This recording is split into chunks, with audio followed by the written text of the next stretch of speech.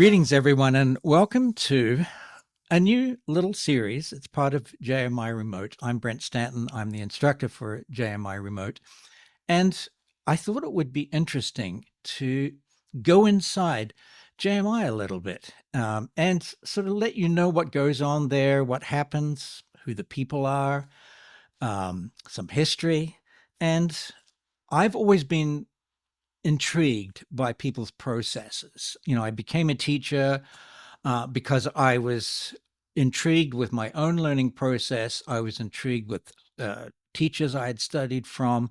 And then I became very intrigued by students and how they learned. And so I thought this would be an interesting little series as part of JMI and, in fact, JMI Remote.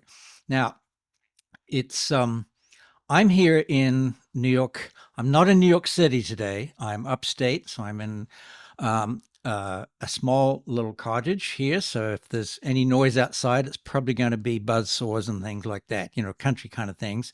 And it's autumn here in New York. And, there's all kinds of autumn songs in jazz that autumn in New York and autumn nocturne and all that kind of stuff. And it's evening here. But in Brisbane, where Nick is joining me, it's springtime. And of course, there are all kinds of spring songs in jazz as well. Now, Nick is the CEO of Jazz Music Institute and also a bass player. So we're going to cover a lot of topics today. I thought we would start with Nick because he's the head of the school, and who better to ask probing questions than the person responsible for basically everything that goes on at JMI. Welcome, Nick. Hi, Brent. Thanks for having me. Appreciate it. All right.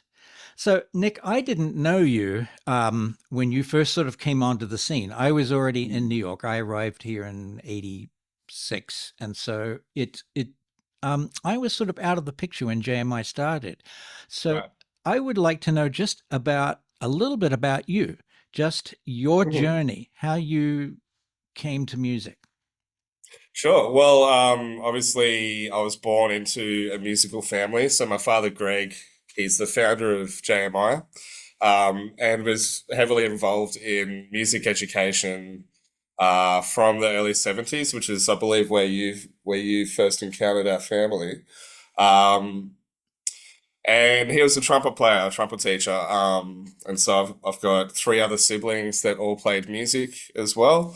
Basically, my musical journey started when I was about 6 or 7.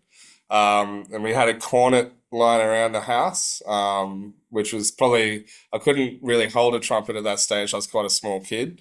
So I just remember just trying to make a sound out of a cornet when I was about 6 or 7, because my big brother Daniel, he played trumpet as well. And so obviously and there was a fair age gap, it was about 10 or 11 years between us. So as a 6 year old, I really looked up to him and to dad, and so I sort of wanted to do what they were doing. And so that's how I started, with just playing the cornet, and sort of just trying to find sounds and trying to figure things out. I remember very early on, I was sort of trying to figure out the melodies to my favorite movies. So Jurassic Park came out when I was about 7, and I remember fumbling around and figuring out how to get that main theme on the cornet and things like that. So yeah, I suppose from a pretty early age, I was playing music. There's always music going on in the house. There's always jazz playing. Um, Not that I necessarily was actively listening to it, but I think just being surrounded by it from such a young age, it definitely did seep in subconsciously for me. Yeah, so that's how it kind of started. And I would imagine that in your household, you would have had some rather legendary jazz musicians passing Yeah, through. that's right, we did. Yeah, especially yeah, when I was about 8 or 9, Dad started doing the summer clinics again, and so he would bring up quite a lot of musicians from Sydney and Melbourne, really amazing performers and educators like Don Rader, um, Phil Gould, I think. No, not Phil Gould, sorry. Tony Gould. Um, yeah, a lot of different amazing musicians that would come through and they'd all stay. Cole Lockman used to stay at our house all the time. Yeah, and so being able to interact with people like that. John Hoffman as well, of course, he was staying up quite a lot back then, and so to develop a rapport with people like that when you're about 8 or 9 years old is quite special. Um, yeah, and it was a great thrill to sort of get to know those people at a young age. Like I remember he bought out Randy Brecker, I think when I was about 13 or something, um, which is also pretty amazing. I got to play. I knew how to play Straight No Chaser, like the melody on the trumpet back then, and so played that with Randy Brecker, which is a bit of a trip. Um, don't know how well I went on the solo. I'm pretty sure I was just fluffing around and wiggling my fingers, but yeah, Right. it's good fun. Yeah, Like we all do. You know, yeah, I think it's kind of our career, isn't it? You know, right. as a jazz musician, you're just always trying to figure it out. So Mm, Nick, bass. yeah. What drew you to bass, and when did that happen? So that sort of happened once I was in my teenage years. To be honest, what drew me to bass was actually playing rock music, and it was kind of my version of being a rebel against, my upbringing, I suppose. I suppose one of them, they're probably on two ends of the scale in terms of instruments, trumpet and bass. Um, Although you find a lot of people, trumpet players actually double up on bass, funnily enough. But no, I really loved like bands like Rage Against the Machine, and I really wanted to learn how to play that music on bass. And so my journey on bass definitely started looking at just wanting to play rock music. I wasn't really that interested in jazz anymore. Um, and it was sort of music that I'd found myself rather than being surrounded by. So I took a little bit of ownership over that, I suppose. And that's why I sort of really dug into the electric bass in my later high school years. I tried to quit the trumpet, but mum and dad wouldn't let me. I had to play the trumpet right up until the end of year 12. They said I wasn't allowed to let my school and my school friends down in the concert band and big band and things like that. So I begrudgingly went through the rest of high school playing trumpet still, but really my passion had switched to bass by the time I was 15 or 16, definitely. Just for anyone joining, I encountered Nick sort of later at when he was already a very well established bass player, and I do have to say that um, bass players have a certain special thing. Um, the good bass players, and I'm sure you have a lot of different bass heroes, both electric and double bass and all that kind of stuff. But I've always found the great bass players, there's a certain kind of thinking and a certain kind of personality that all of the bass players that I've encountered, very few tend to be band leaders. There is obviously some exceptions, and you've probably had your own stint as a band leader, but there's a certain kind of approach to music that I feel bass players take that other instrumentalists don't necessarily take.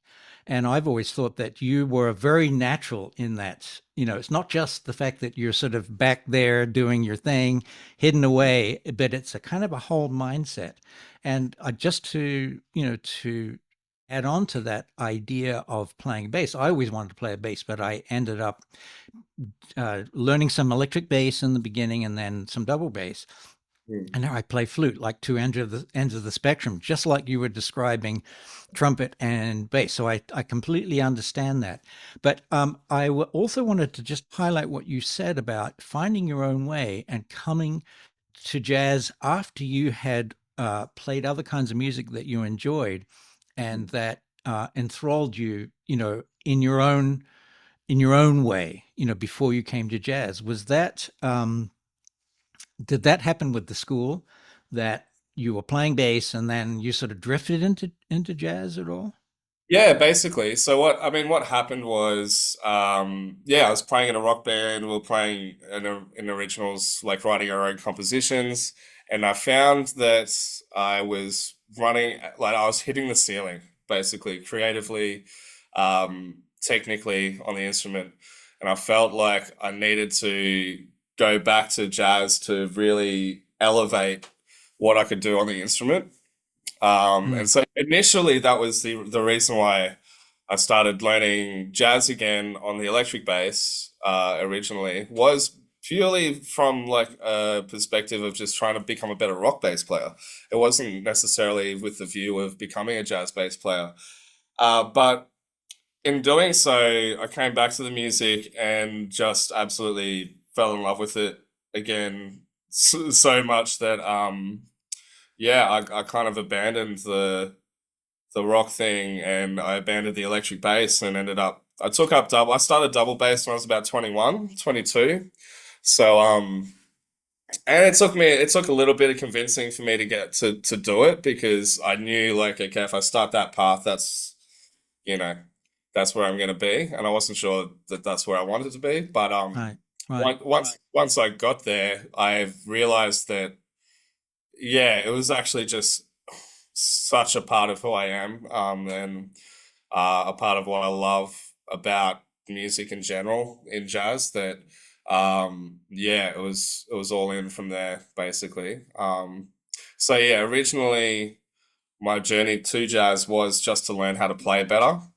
But then once I was in it, it was like, no, this is just the most the deepest and most interesting way to try and express yourself musically, in a collaborative environment. And I really like when you talk about the psyche of a bass player. I think is a really interesting discussion, interesting viewpoint. And for me, I think my journey definitely shaped me in terms of the type of bass player I am. Um, in that, I think going through those years of finding my own music, and expressing myself in like heavier sounding music, then coming back, and learning double, and then my approach from then on was really to be supportive but active in the music as well. So I think a lot of the times people might think that bass players are just there to play quarter notes, and that's kind of they're there to lay down the rhythm, they're there to lay down the harmony, and that's it.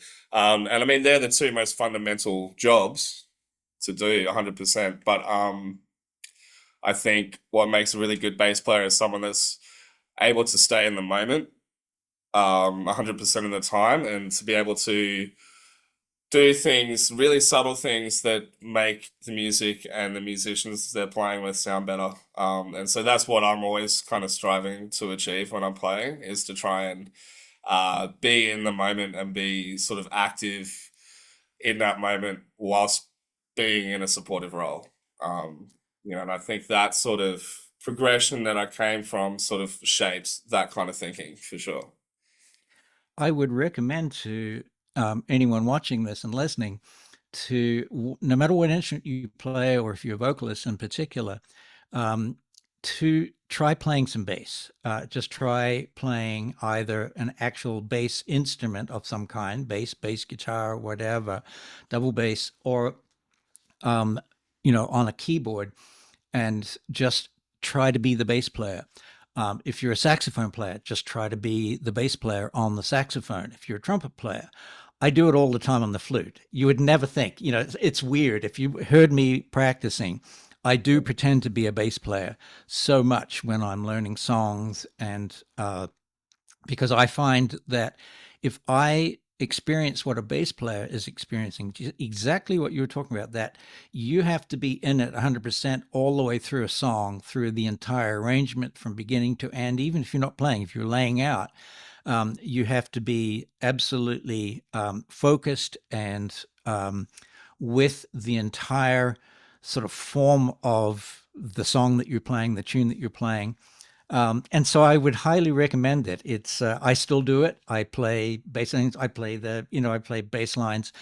I've got this whole thing that I learned many, many years from Eddie Daniels, our saxophone player, clarinet player. flute player, and Eddie's approach actually was through bass, through bass lines. And Right. I had sort of started to try to play a little bit of bass, so I had some technique. But I do commend you for starting at 21 to learn double bass because it's such a physical instrument. It's the necessity to get some technique together before you can even go out and play is Yeah. great. You really, Yeah. you need a certain amount of technique just to be able to do basic things on Right. the instrument. So I really commend that. I remember trying to do it. That's why Yeah. I had sort of physical limitations, with my wrists and stuff like that. But I absolutely remember just what it took.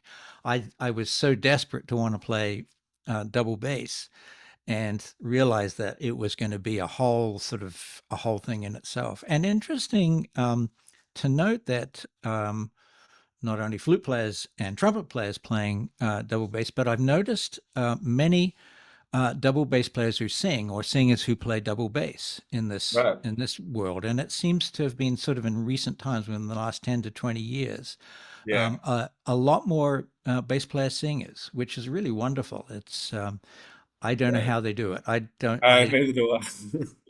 And I've No. played in a lot of rock bands and funk bands and stuff where people are playing bass and singing, singing something completely different. I know there's a whole process. I used to ask every bass player who sang, they Right. say, well, it's just repetition and repetition. And then one day I can do both, but, Well, it's, that's right. Yeah. it's incredible to me. Hmm. So, I'd like to switch to JMI, to Jazz Music Institute now, and Yeah. just um, uh, perhaps speak a little bit about the rebrand that I'm noticing on Music Institute. When you visit Hmm. JMI on the site itself, on the landing page, it looks very different than it did, say, even just a few months ago. And I'm completely impressed by Right. how vibrant it is, how great it looks, and just how you can find things very easy. There's so much content there, but just I would enjoy just hearing about the process of. That's It was awesome. always good. I would have to say, Yeah. Sure. JMI site was always good, but now it seems to have Hmm. just moved up many notches. Right. Well, I suppose it came about for me about a year and a half ago. I was really struggling with the branding of the company in general. Um, and especially the website, I just wanted it to be, I felt like it was just very clunky and there's lots of, you know, things kind of everywhere. And I was concerned that, and looking through statistics and, you go through Google Analytics and things like that, and you look at how long someone's on a website for and seeing the speed in which people were exiting the website was making me think, okay, we're not either we're not capturing them visually well enough, or uh, they need to try too hard to try and find what they're looking for. Um, and in doing so, I sort of felt like we needed some kind of consistency in terms of a style of what the brand was. I mean, essentially, prior to that, we had a logo which was black, white, and red. And it was very sort of classical kind of colors. Not a specific type. Oh, we had a specific typography, but I was a little bit over it, basically. Um, and I just felt like we needed to modernize what we were doing, I think. And so I approached a very good friend of mine and of the company's Ariane Hatcher. So she's actually recently married to Joshua Hatcher, who's one of the lead lecturers here. And Ariane's really amazing graphic designer, kind of all rounder. And so she sort of helped shape what the look was. And we kind of came to the conclusion that we were looking for something contemporary but traditional. And I suppose if we look at JMI as a company, that's how I kind of view it, is that um, we are trying to constantly improve and get better in terms of how we teach courses and finding revolutionary ways to deliver jazz programs and revolutionary ways to teach and develop our pedagogy. But at the same point in time, we are 100% committed to the tradition and the language of jazz and understanding and respecting that tradition at the same time. So it was those two kind of things that we're discussing, and then Oriane came up with a design concept with a full typography and a full color scheme that was like she just nailed it out of the park. Like it was, I can take very little credit for it. It was pretty much all her. And the great thing she did was she designed something very simple, and very, yeah, very basic in terms of how it can be applied. So someone like me now, I can basically just do all our graphic design now because of the style guide that she's put forward for us. Um, so we started with the style guide, and then I was like, okay, well, how can I extrapolate that style guide into a website, and how can I redesign our website so that it's more functional, more pleasing, and also has easier points for people to access information and to contact us. So that were the sort of parameters that I was working within. And then a colleague of Oriane's, Brett, he's based in the UK.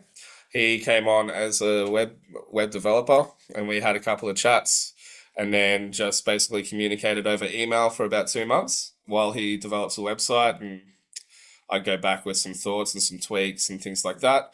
And then he handed it over, and then so I've sort of been managing the website and making little tweaks ever since then. But yeah, the big thing I think was really nailing that style brief. I think getting all those colors and fonts and general feel together. That's sort of been the big game changer, I think, in terms of our branding.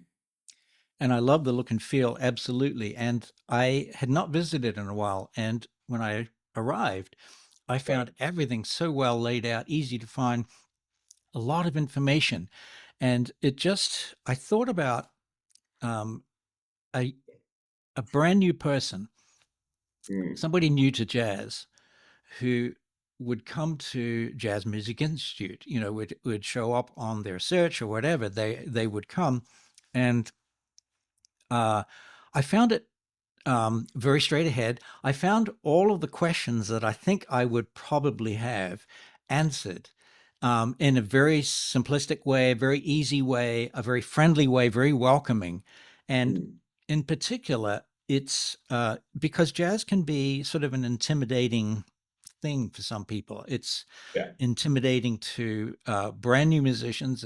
In my history, it's been a little intimidating to musicians who come from other genres like classical and R&B and things, where it's because there is a kind of sophistication that's inherent in the music. Mm, Sometimes it's sort of it's an earthy music, but it has this lovely blend of earthiness, but sophistication and a very vibrant history. And I found when I was navigating through there, I found, okay, if I wanted to find some resources, if I wanted to find some, I don't know, just tips and tricks or ideas on what to practice, I could find them. If I was a little more serious and I wanted to study at JMI, and maybe I hadn't been playing for too long, or if I was a little intimidated by jazz itself and the process of auditioning, I was pleasantly surprised to find how welcoming and friendly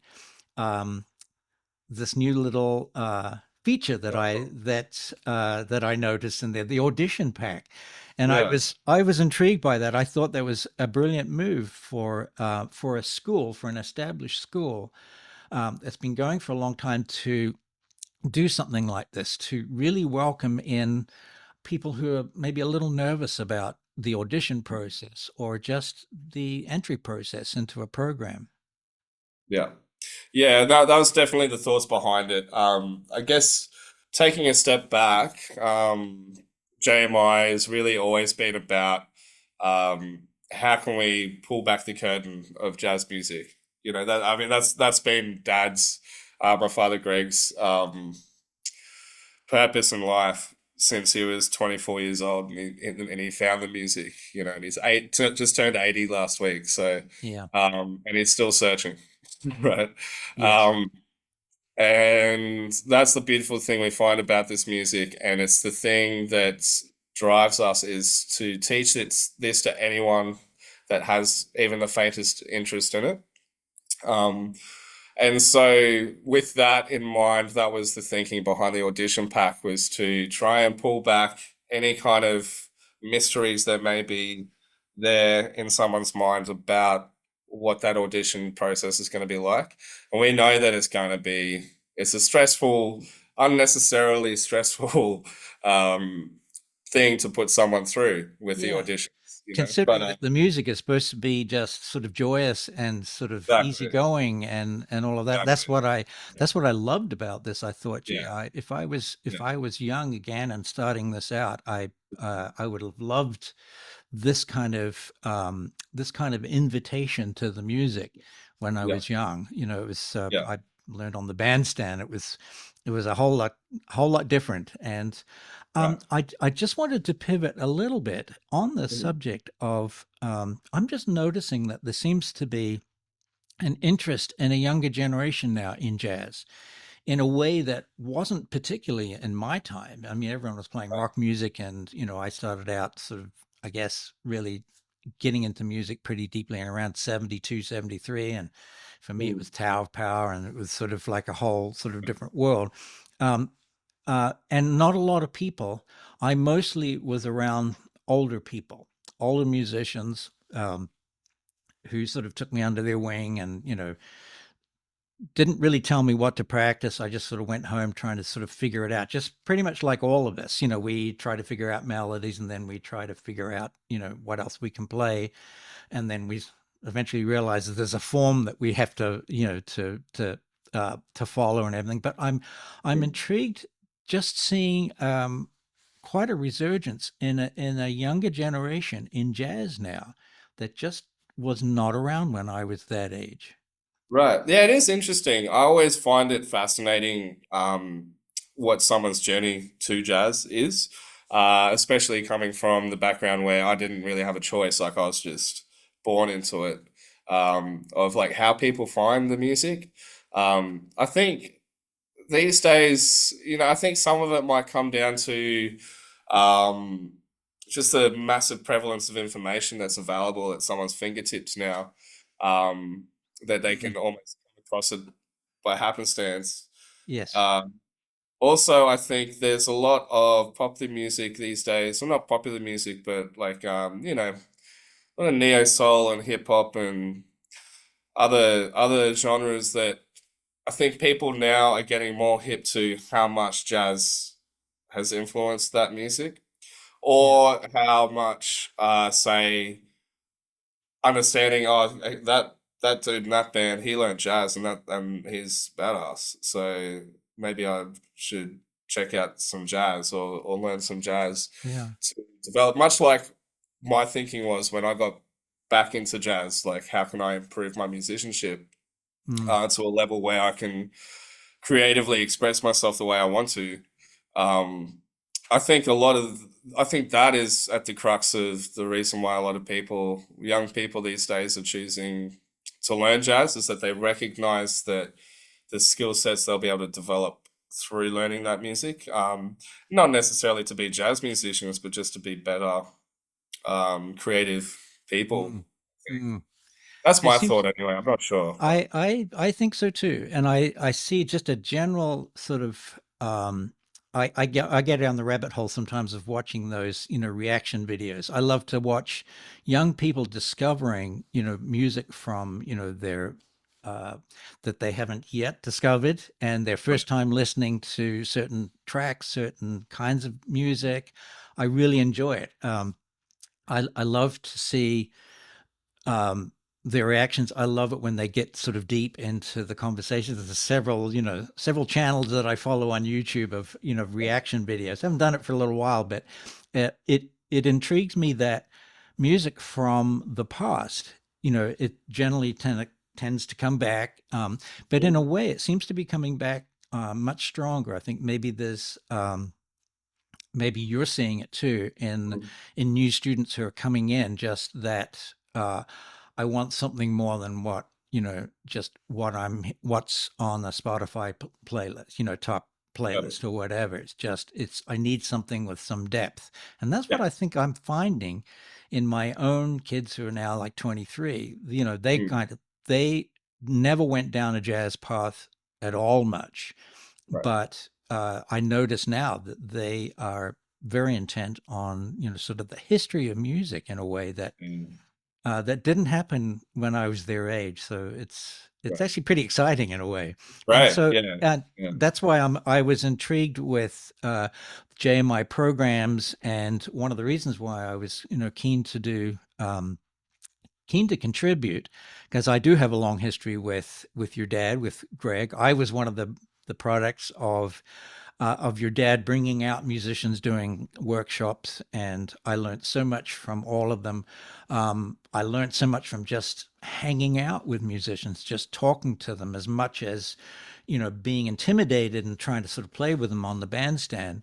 I felt that the jazz community, and I see it in your instructors at JMI. I've watched them, work. I've watched them in classrooms, and I've watched them interact with students, and just that sharing. Jazz is so much to me. Just is a sharing of knowledge, Yeah. and because it's hard to describe sometimes, isn't it? It's hard to It describe. is. How do you swing? Well, I really don't know. Yeah. You just got to listen a lot and talk about it, and maybe listen together with another musician.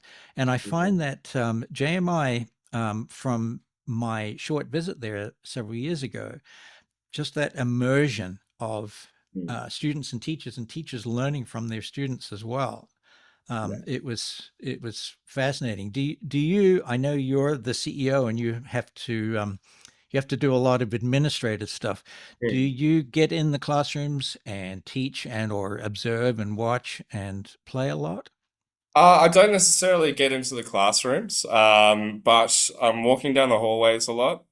Um, yeah, I talk to the students a lot. I book gigs for them a lot. Probably book about 150 gigs for students a Wow. year. Yeah. Um, I also we run a jam session at a venue just down the road from JMI. So I play bass on that for about 2 hours straight whilst we got the kids coming in and out. I also play. We have improv exams, so at the end of semester, one of their subjects, improvisation techniques, they have to their final exam is playing three pieces with a staff rhythm section, and so it'll be myself, Paula, my sister, who's the head of school, and then a drummer. Whether we can get Dave Sanders or we'll get an alumni to come in to play drums, um, and we call tunes on them from their repertoire list for that semester. So I get to play with every student in doing those improv exams. But I think it's like you were saying before about even just talking, not necessarily playing with, but playing with the students is really important, vitally important.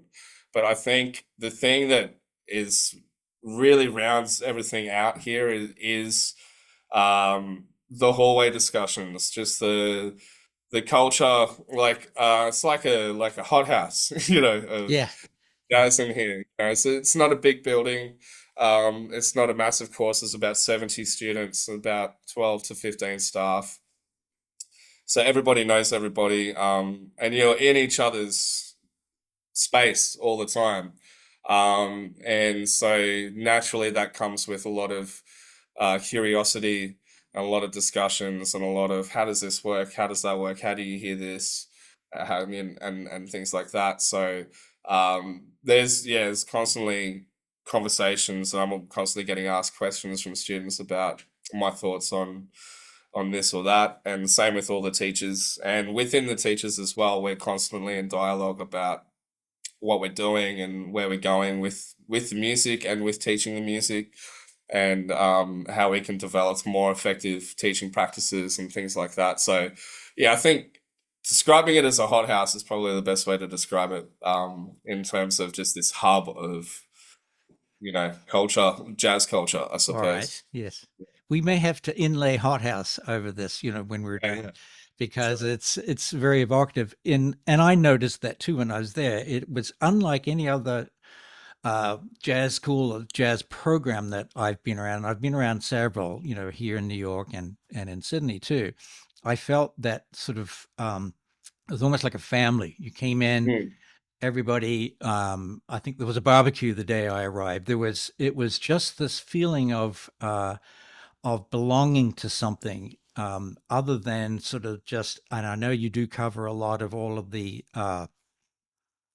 musical logistics, all of the theory and harmony and mm, all of that. But this whole idea of the jam session and the interaction with everybody, with other students, teachers, I think it's just so fabulous. I was so impressed when I did a similar thing just for a few days. I just sort of walked the halls. Nobody really knew who I was. I was right. sort of incognito. It was kind of good in a way. Yeah. It was good to just observe and watch. And I sat in on some of the evaluations. Some of the I was there at a time when some of the ensembles were getting to kind of do their thing, and be critiqued, if you will, by not just the other instructors, but also, members of the audience as well. Mm. And I think it's the critique part of it is kind of cool. It's sort of, I never got that when I was young. I never knew whether I was playing good or not. It was Yeah, like yeah. I was hoping. I wasn't sure if it was because I was in a sort of competitive environment, or I don't really know, but it never felt competitive at JMI when I was there. There Right. just no, everybody was playing music for the right reason. And Mm, so just for anybody visiting, um, and watching this or listening to this podcast, I do recommend that if you live locally, just swing by. There's a performance space. If you haven't seen any of the JMI concerts, which you can see online, of course, but show up in person and sit in the audience and just listen to the encouragement, listen to the camaraderie. The When I watch online here on the other side of the world, sometimes I'll be up early and I'll watch.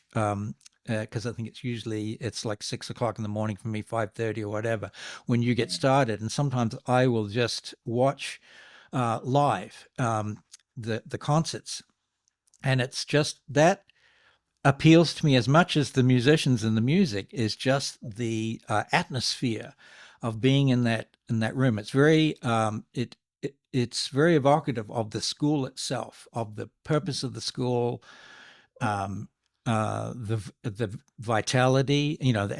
That's why I wanted to start with the website, because I thought the website and all its elements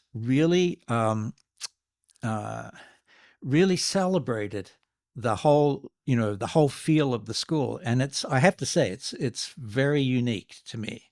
yeah, I great. After having gone to, like, walk the halls of Manhattan and Juilliard and all that kind of stuff, there's absolute seriousness there and probably a lot of competition. But Mm, JMI has all of that without all of the competition. It has mm, the friendly, welcoming, and warmth about it. So yeah.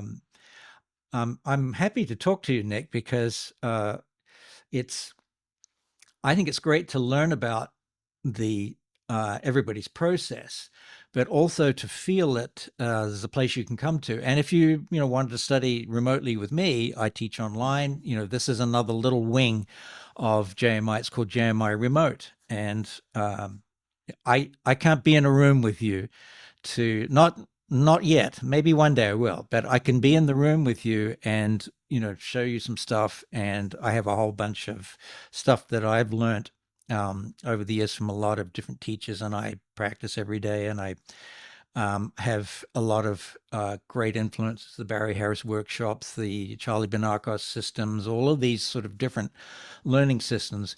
but I can't be in the room with you. And it works. It works really well. But I do have to say, the one-on-one being in the room with other musicians, which is what jazz is all about, makes JMI such a vibrant place. And it's in Brisbane. You know, Mm. it's a cool town. It's a cool Yeah, place to be. It's Bris Vegas, I hear. I'm we just call now it. speaking to the people who don't live in Australia, but it's got its own vitality that it didn't have when I Yeah, lived in Australia, which was in the mid changed a lot you know over the years. Yeah, definitely yeah, changed a lot over the years for yeah. sure.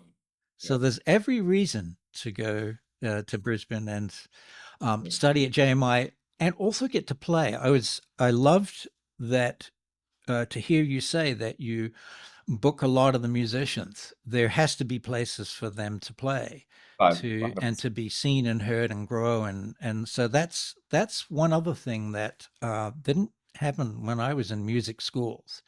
Right. uh, I was not in, I had to sort of, I was just basically, tossed out the door and I was on my own, to Yeah. figure out how to do gigs and stuff. Even here, all the weddings and bar mitzvahs and all that kind of stuff. They Mm. weren't jazz. So No. that's one of the great pluses of JMI is that there's other venues other than JMI performance space as well. There's, Right. as you say, there's the jam sessions, and then there's other venues around Mm. Brisbane as well. Yeah, no, it's a great place to be right now, I feel. Definitely feels like there's a bit of a jazz resurgence back in Brisbane again as well, which is great. Yeah, so lots of venues that are really open to putting it on, and I'm really enjoying having it in their venue as well, which has been really encouraging. Yeah, But look, if you can't get to Brisbane, I would 100% recommend learning off Brent here on JMI Remote. I think Brent's one of the most amazing educators, um, that I've ever come across, and just has a wealth of knowledge and very empathetic ear. So no matter where you are in the world, if you're looking for some kind of mentorship, if you've hit some kind of ceiling or some kind of wall like I did back when I was a kid, yeah, I'd 100% just try out a little course with Brent, just to spend some time with him. He's definitely going to give you so much information that's going to make you'll be working on it for years and years. So, hmm, yeah, definitely. If you can't get to Brisbane, JMI Remote is an option for everybody. So, cool. And I love to have fun. That's yeah. I played here in New York I played in a lot of Broadway pits, and I did a lot of sort of commercial music, if you will. Did a lot of recording sessions. There was a sort of a Mm. time when that still existed. Played in big bands, and I played a lot of weddings and bar mitzvahs here. Um, I stopped doing that in the sort of late 80s, and I gave away playing the saxophone just to play flute. But I Yeah. was also very intrigued with practice systems. I used to wonder, how can Chick Corea play all that stuff? What did he practice? What studied from Bob Mintzer one time. I always asked people what they practiced and how they did. Bob actually played a lot of drums. I'd go to his when he Right. lived here in New York. I'd go to his house and had a room just with drums in there. And so I thought, okay, I need to play more drums. I need to. So it was my own learning has just sort of been this. I went to the Barry Harris workshops. I would Mm. show up and try to learn from the great jazz masters while they were still alive.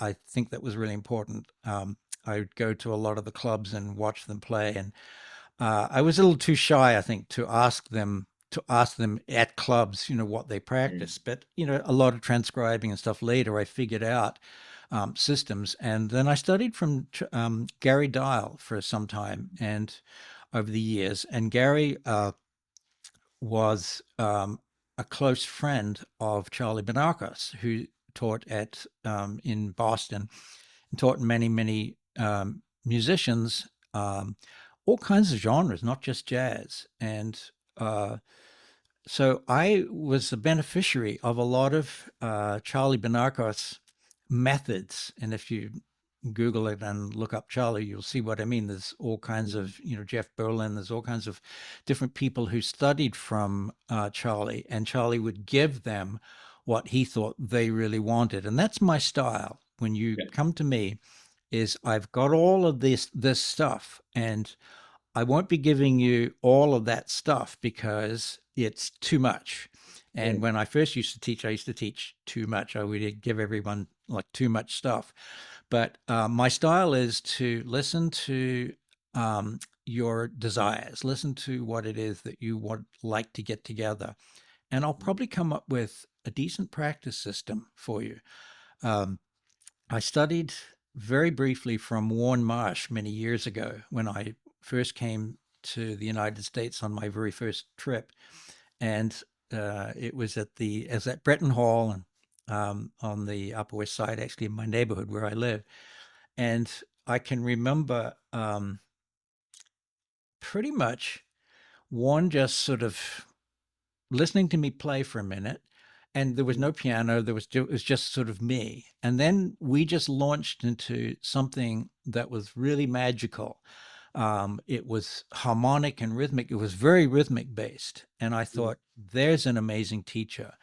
Um, I went to the Barry Harris workshops, and Barry would, sort of give you the Barryisms. And if you look Barry Harris up on, on Google, there's going to be all kinds of people who teach the Barry systems. You had to go there for a long time, though. You had to go there week after Right. week, month after month, year after year, to gain a lot from Barry, because Barry would sort of just teach what he felt like teaching that day.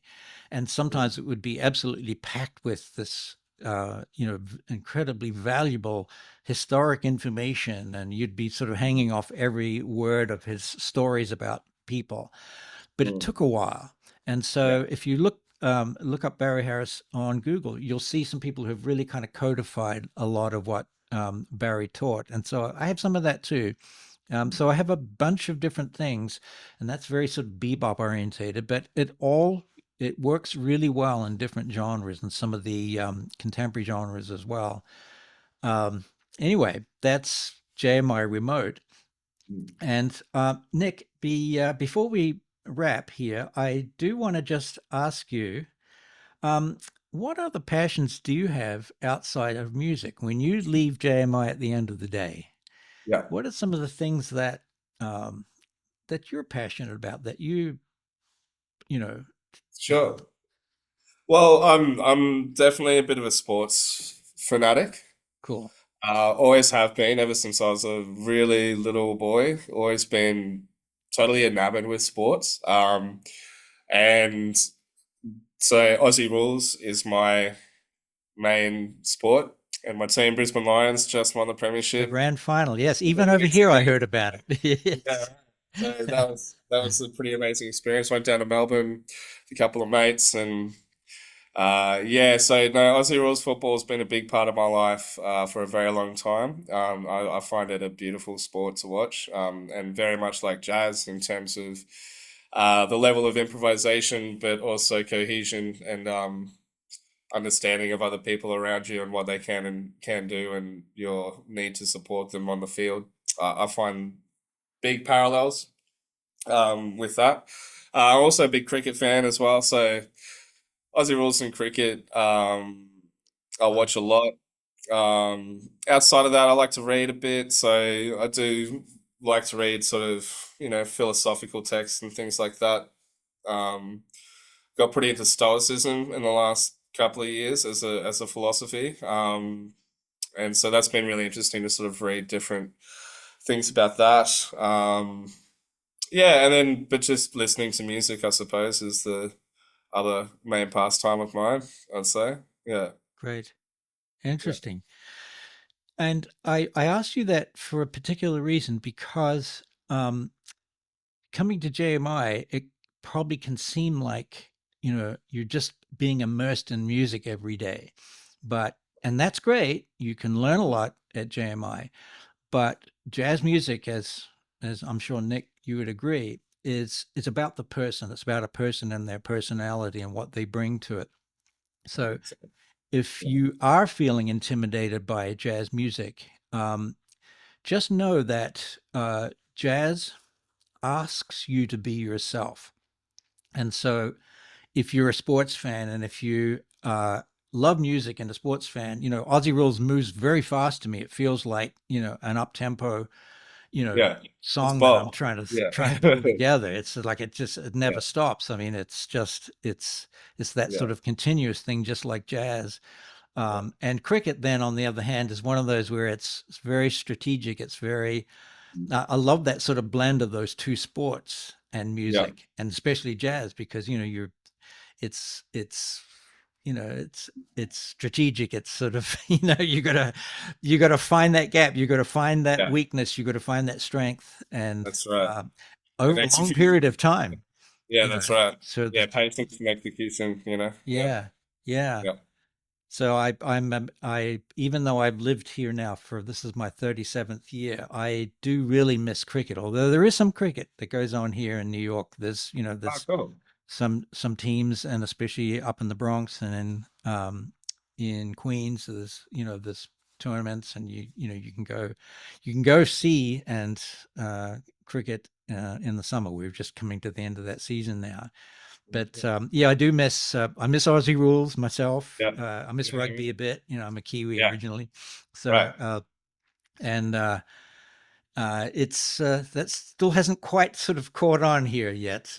Football in general, other than Yeah, American football, but yeah, yeah. yeah, the whole person is what jazz is about. And so, Nick, I Definitely. feel like I'm starting to get to know you a little bit as the whole person, not Yeah. just as the bass player who happens to be head of the school, to be the Right. CEO of the school. So it Yeah. was fascinating, Nick, to chat, learn about JMI, and for this series will continue with other profiles and interviews with some of the other staff at JMI and people outside of the school as well, Mm. students, people who have passed through. I'm so intrigued to find out people's journeys. So that's something that fascinates me in music in general. Just where they've gone, what they've done with their learning. And I'm perhaps a final question would be to you, Nick, is how do you feel that music helps you in other parts of your life? You described sports, and Yeah. maybe it just maybe that one thing kind of informs another. Yeah, Um, I'm a strong believer in that. I'm a strong believer in the soft skills, I suppose, you develop as a musician that are transferable. Or transferable skills is probably a better way to put it. Um, to me, listening is such a massive part. Um, and I think in society these days, the more we can listen and the less we can um, inject ourselves, the better we can cooperate and work together towards what we want to achieve. I think in a work life as well, I think it's really important in a workplace to have really good listening skills and really good awareness of the people around you and what makes them tick and what makes them work best, and finding ways for you to help support making them sound better. Like that's sort of like as a bass player, that's my whole thing is how do I make the music sound better. I take that same approach uh, to work and to administration in the office and working with other people. I think those kinds of skills are really intangible, and they're really difficult to properly describe. They're quite abstract, but I think once you've developed those skills, I'm sure you would feel exactly the same way in your career as well, Brent, and in that the ability to be able to listen and shift and work energies around you um, is a really invaluable skill to have no matter what profession you're in. So yeah, I think it's yeah, it's a wonderful thing to do to enrich your life in other areas as well. Yeah. you just brought to my mind Duke Ellington. There is, I think you can probably find it somewhere, but I can remember hearing Duke Ellington say one time on a recording, he said, "I'm the world's greatest listener." And I thought that was, Right. I thought, wow, I would aspire to that. I'm learning how to listen, in my Yeah. life. Mm. I think I'm getting a little better at it. It's taking a Yeah. long time. Oh, that's it. Yeah, no, that's Yeah, cool. Keep yeah, working on it. Yeah. yeah. Great, Nick. Thank you so much for your time. I know it's early morning for you, and a day ahead, and you got up particularly early to chat with me, and I appreciate that because it's uh,